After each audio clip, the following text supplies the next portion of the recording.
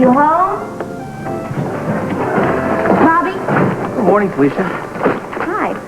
Where have you been? I've been out shopping for groceries. It's a surprise for Tanya. I'm going to spoil her rotten till that baby comes. Good morning. What's up? I don't know. I just got here. Where's Frisco? Frisco had to meet Anna at the university. I'm looking for Bobby. She had early OR duty this morning. Something the matter? Yeah. I went up to Terry's room to see how she was, and there's a police tape on the door. Oh, yeah. You sealed it off pending investigation. Well, where's Terry sleeping? She slept in her old room. Is she okay? Well, considering the circumstances, I'd say she's doing quite well. She went to see Kevin today. I questioned the students who attended my lecture, St. Patrick's Day, Miss Devane. It's a list of the ones who said they knew Kevin O'Connor on sight. Oh, there's so many. It's quite a large class. Well, I'm going to have to question them two at a time. I wonder if I could have a copy of this signing-in sheet. Seeing as Kevin O'Connor's signature is so very different to the one on the signing-in sheet, I want to have a handwriting analyst look at it. Well, fine. I'll have a copy delivered to your office. Thank you very much. You've been very, very helpful. No, it's nothing. Hello. Anna? Hello. How you doing? Hello. The students are waiting outside. Great. Thank you Whenever you're so much. ready. I really appreciate you coming by today. I know that you're worried about being on probation from the academy. I'm going to pull my grades up. I borrowed a couple law books from Jake. I'm going to do a little extra studying on the side. Okay. Well, I have arranged with Sergeant Lewis for him to give you credit for all the time you spend working with me. Well, thanks, Anna. You know, it's real important to me that I work on this case. I know that. Well, we better start now because there's a lot... I might be able to save you a little time. I was talking to one of the students outside. He said that they saw Kevin in the lecture. You sure? Mm-hmm. Looks as though Kevin's alibi just might hold up.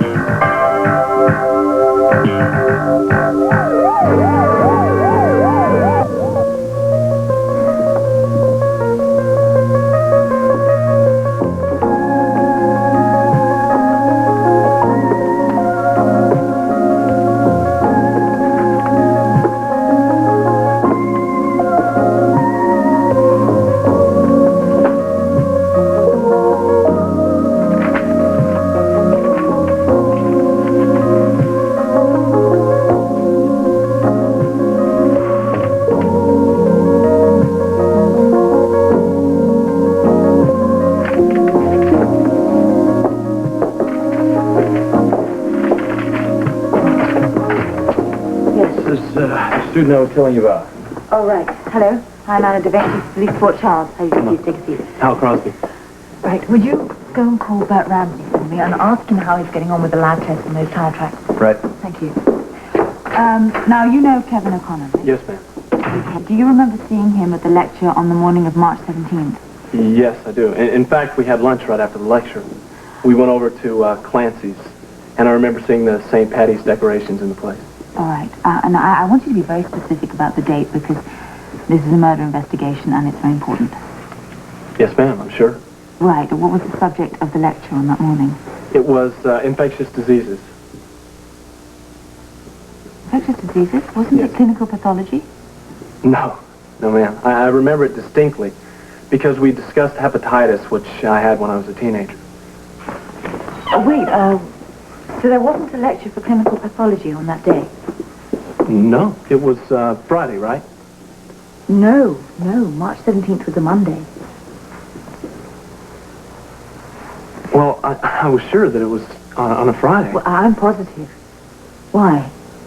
Well, because I had a hot date with this gorgeous girl, and I remember telling Kevin about her over lunch. Isn't it possible that the date could have been the Monday? No, ma'am. Not with my schedule. Friday and Saturday are the only nights I go out. I guess Clancy's had their decorations up early, and I got confused. Did you attend a lecture on the Monday, March 17th, for clinical pathology? Yes, ma'am, I did. Was Kevin O'Connor in attendance? No, I don't remember seeing him. But there was a slide demonstration, and it was pretty dark. All right, thank you very much. I'm sorry for all the confusion. No, not at all. Thank you for coming by. You're welcome. Okay. Thanks. Sure. Well, he told you he saw Kevin, right? No, it was a false alarm. He'd got his dates all muddled up. Did you speak to Bert? No, they haven't come up with anything. I'll keep trying. Yes. Will you send in another student, please?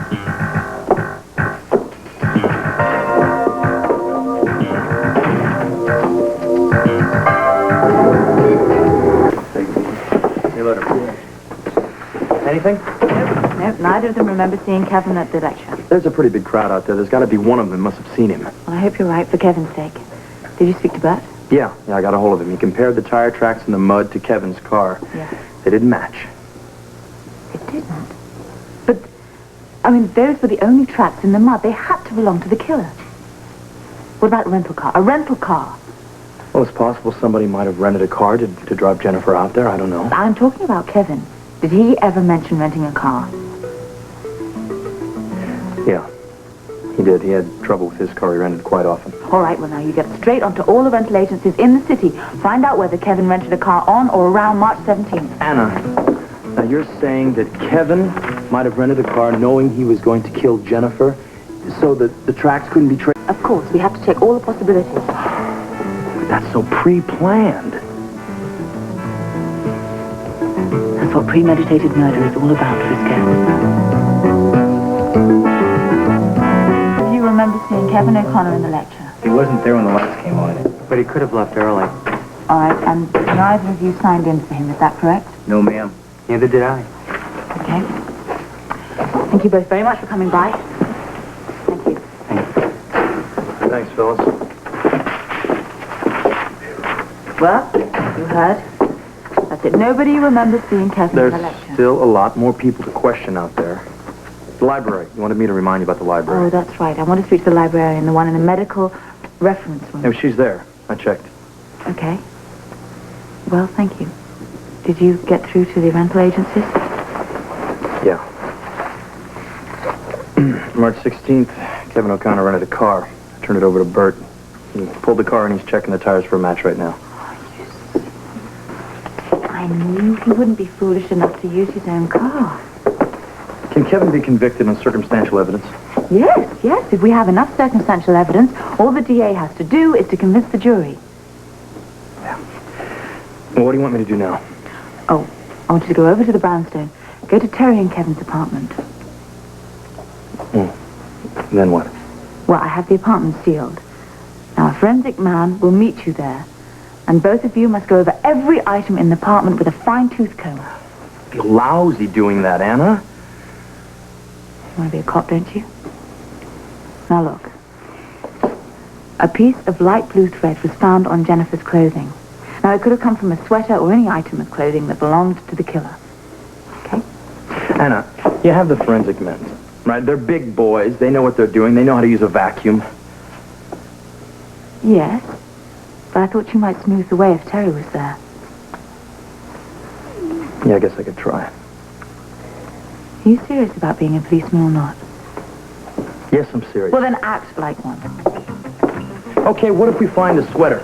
A blue sweater. What if it's Terry's? Well, then that can only help Kevin, don't you see? Why don't we search Patrick's room? It's a possibility he could be the killer, right? Patrick is no longer a suspect. Kevin is. I just feel more comfortable thinking about Patrick being a killer than Kevin.